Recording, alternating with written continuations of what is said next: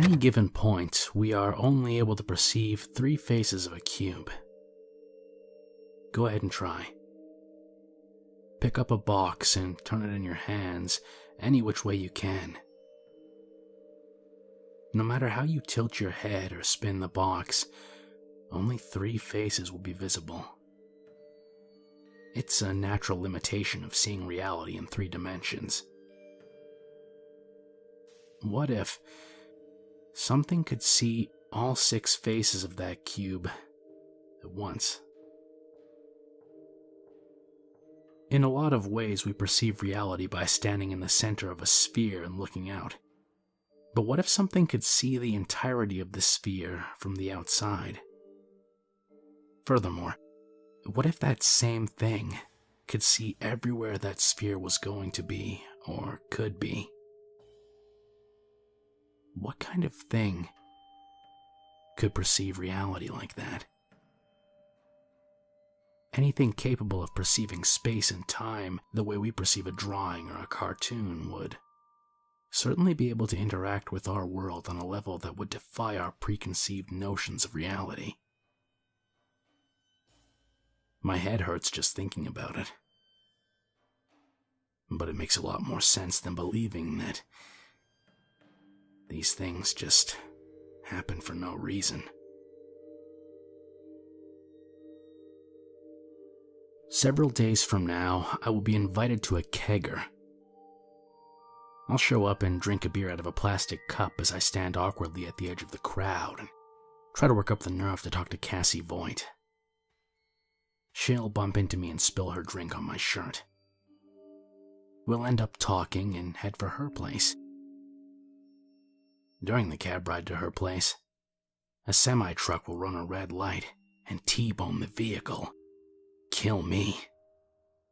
Cassie'll survive and tell a terribly sad story about her crush dying beside her in a taxi. My friend Mick will message her in an attempt to console her, and 2 days later, he'll screw her brains out. I'm getting ahead of myself. This isn't the story of how I die or how an emotionally vulnerable co-ed hooks up with a lecherous douchebag I only associate with because he has good, well, you know. No, this is the story about how I met something that shouldn't exist, and how it's affected me. We all perceive time differently. It should be completely imperceptible, but a person who is a foot taller than the average person would experience time at an infinitesimally faster rate than his shorter counterpart. This dilation of time is caused by gravity pulling at the very fabric of space. This isn't science fiction. If 2 clocks are perfectly synced and one of them is elevated to a significant altitude, it will appear to be moving faster than the one that remained on the ground. And this effect can also occur via moving at incredibly high rates of speed with a certain degree.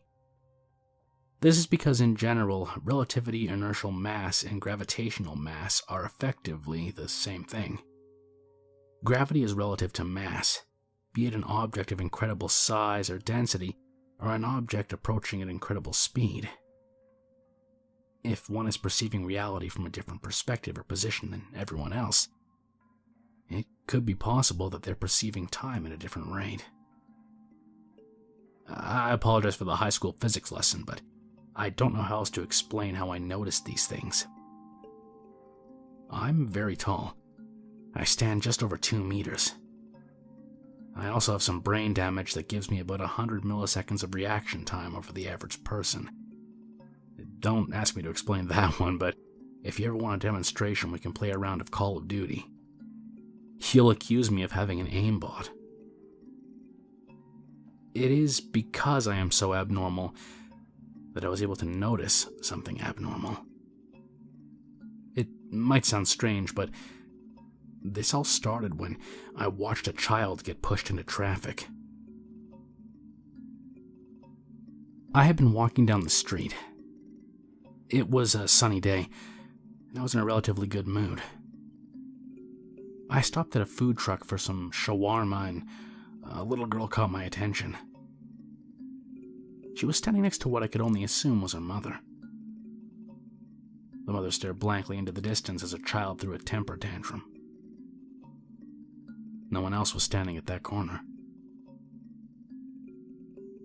It happened in the blink of an eye, but for a brief moment I could have sworn that I saw a black tendril tear itself out of the fabric of existence and push the kid in front of a passing metro bus. The tendril and the ripple in space-time was gone in an instant. It couldn't have been there for more than 100 milliseconds, but I saw it. I was so perplexed by it that I didn't immediately notice the screaming mother or the shawarma vendor running for the little girl. I couldn't unsee it. In fact, over the course of the next several days, I began to notice tiny, imperceptible ripples everywhere. I didn't always see the tendrils, but I caught the ripple. I shouldn't be able to perceive them, but for whatever reason, I can. Well, I know why, but no reason to spoil the fun just yet. I spent several long nights online trying to find any reference to this phenomenon, but as many of you who have gone looking for the supernatural may be aware, there isn't much to be found. I found several blogs maintained by individuals who would have been declared insane several decades ago, trying to pass off conspiracy theory and creepypasta as if it were a real phenomenon. After 3 days of turning up whack jobs and idiots, I took a different approach. My friend Keith is a lot smarter than me. I don't just mean that he's more intelligent or more educated, but he has a wisdom about him that leaves me a little jealous. He's a physics teacher at the local high school. We had several discussions about my lack of a buffer between stimulation and perception in the past. He was well aware of the phenomenon. Sometimes individuals with damage to the associated areas of the cerebral cortex experience abnormalities in the spacious present. I liked talking to Keith. He had a way of taking a problem that confounded me for the better part of a month and breaking it down in a matter of minutes. The man should have been a world-renowned scientist, but instead he taught high school and spent his downtime at the local pub. As I explained these things to Keith, he rocked back in his chair. He was thinking. As I finished my story, he brought his hand to his face and stroked his beard. As I sat in anticipation of his response, I saw the beginnings of a ripple in space-time. I didn't see the tendril, but I did see Keith's chair fall back. The back of his head slammed into the bookshelf behind him. He was dead before he hit the floor. I stood up and attempted to run over to him, but in a span of time that I couldn't even process, he was gone. I don't have any other way to explain it. One moment I'm standing in Keith's home office, and then the next I'm in the middle of an aisle at Kmart next to one of those racks that has all the balls held in place by bungee cords. Little ripples started opening up all around me. These weren't little blips like before. They remained static, and thin tendrils started pouring out of them. I was alone in the aisle. I probably should have ran, but I don't think it would have let me. One by one, the tendrils began grabbing the balls and holding them in the air around me. The balls orbited around me, and the ones closest to me moved slowly, while the ones further away were moving considerably faster. I stared at this and tried to make sense of it when a ripple appeared a few inches in front of my face. A tendril shot out of it and stabbed into my forehead. It was about that time. The reality just broke. I wasn't seeing with my eyes. I was seeing my eyes. I was seeing everything that was me. I saw the balls from all sides as they moved around me, but what was even more fascinating was that I was seeing them as they were and would be. It wasn't so much that I was seeing this, but that I was being allowed to perceive it. From that perspective, the tendrils had a considerably different appearance. The ripples were fixed points that didn't move. Everything around me was moving about in what could be best described as organized chaos. I could focus on the tiniest subatomic particle and know exactly where it was and how fast it was moving. But what's more is that I could know everywhere it was going to be in my localized area of space-time, spanning an interval of several minutes before and after where I was supposedly located.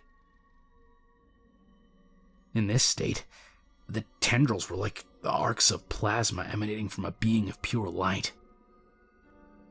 The being wasn't reaching inside of our world. Our world was literally inside of this being. It was everywhere. More to the point, they were everywhere. They were everywhere in space and time. For whatever reason, this particular one had decided it was going to play with me. As the balls moved along their orbit and the arcs of pure energy swirled around me, a voice that wasn't carried by sound boomed inside my mind. I watched as my body twisted and contorted into several positions at once in reaction to the pain. The voice spoke and said, "You are an anomaly. Your kind should not be able to perceive us." My thoughts became a voice as I responded. Us? What the hell? What do you mean, your kind? All those responses occurred at once. The voice replied, "You are not the first anomaly. Others interact with us. We are amused by your perception of time." My thoughts exploded in response. Others? What are you? Why are you showing me this? The voice laughed and replied, "We exist beyond you and before you. You are to us as a photograph is to you. We shape you. We manipulate you. We control you." I was getting incredibly angry. I didn't understand why at first, but my thoughts became more coherent as the conversation continued. The anomalies are dealt with when they become a problem. Your kind has an annoying quality. Some of you can act outside our designs. I laughed and replied, "No shit. Humans excel at messing shit up." The voice replied, "Indeed." My thoughts exploded again. What does this mean? Are you gods? What happens when I die? Am I going to be dealt with? The voice laughed. Then more voices started laughing. They all said in unison, "Always the same questions. Always the same answers. You cease to be. And that which comprises you is dead for a near infinite amount of time in comparison to the short interval of life. But you put so much importance on the third-dimensional form and its passage through the fourth. Your awareness will cease, and your form will scatter. Those bound to time cannot perceive eternity." My perception shifted back to what I could take in with my ears and eyes.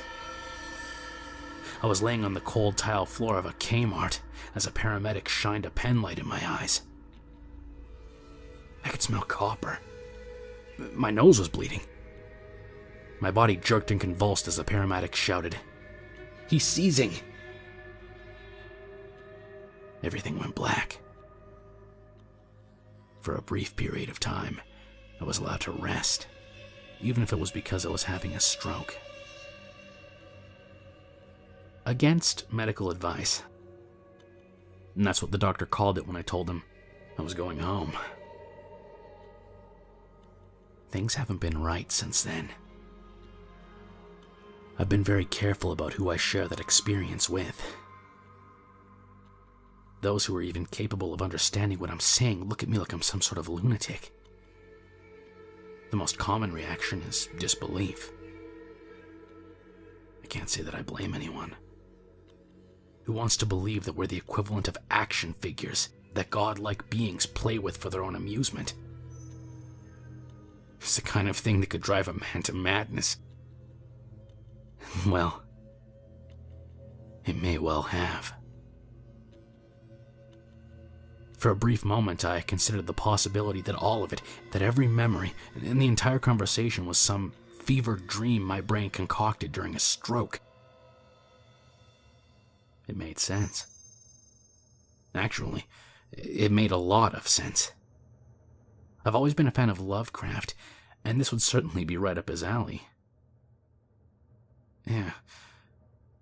I really could sit back and believe that all of this is just the reaction of a damaged brain trying to make sense of reality and filling in gaps with memory and imagination. I can't tell you how happy I would be if that were the case. I still see the ripples, and I still see the tendrils. Moreover, I now get brief glimpses of my localized area of space-time from my previous ascended perspective. I watch things happen from all angles, and sometimes minutes or days before they happen. Sometimes I let them happen. Sometimes I try to change things. It seems that the more I try to change things, the more the tendrils move to counteract any effect I might make. Sometimes I win. Most of the time, I lose. I think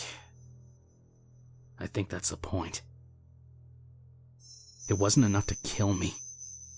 They wanted me to know I was going to die. They wanted me to be aware of how incredibly pointless it was to fight them.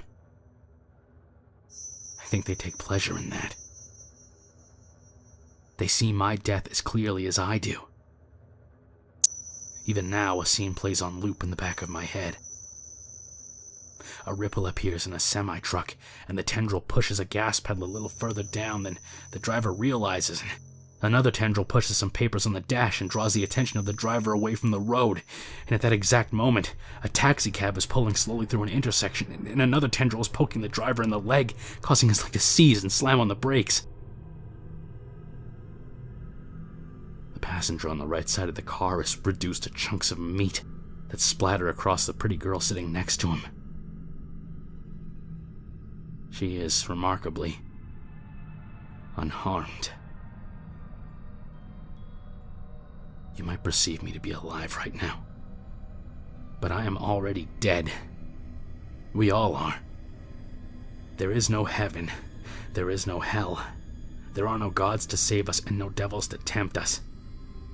Everything is a sadistic horror show for things that exist beyond and before. My fate is to die in a taxicab. I could shut myself in my house or have myself committed, but they let me see those outcomes as well. Each decision that I make in an attempt to get out of it makes the potential outcome worse. It's only a matter of time now. In several days, I'll be invited to a kegger and end up leaving with a girl I've had a crush on since high school. She wears a cute dress that day. I can't wait to see it.